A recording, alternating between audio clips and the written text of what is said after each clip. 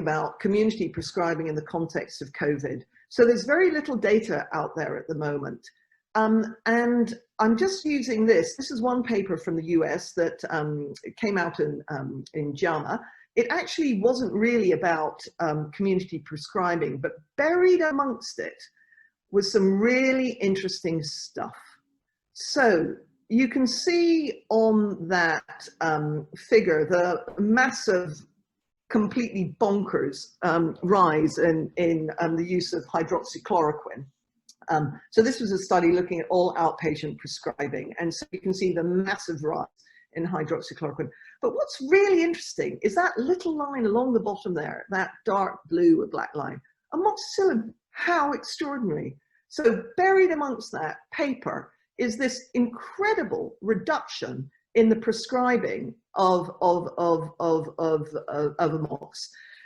So there's also some other interesting stuff about how community prescribing has been developed and the role of telemedicine, which may promote or not antibiotic prescribing.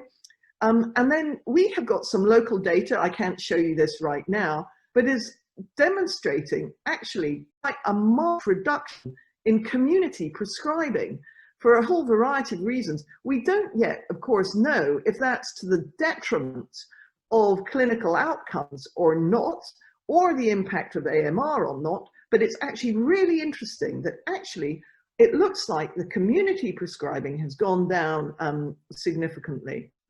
So we'll watch and wait. I mentioned this already, I won't dwell on this, but I just think we have to be so mindful of the disruption in our healthcare systems in terms of how we manage vaccine programs and how we manage MDR-TB. So globally, if COVID compromises both of these, we are going to be in huge amounts of trouble. And the work, there's some lovely work already from South Africa, and there's other work now being published, which is demonstrating this phenomenal impact that will have its toll on MDR-TB and indeed on AMR more generally, with the potential disruption in immunization.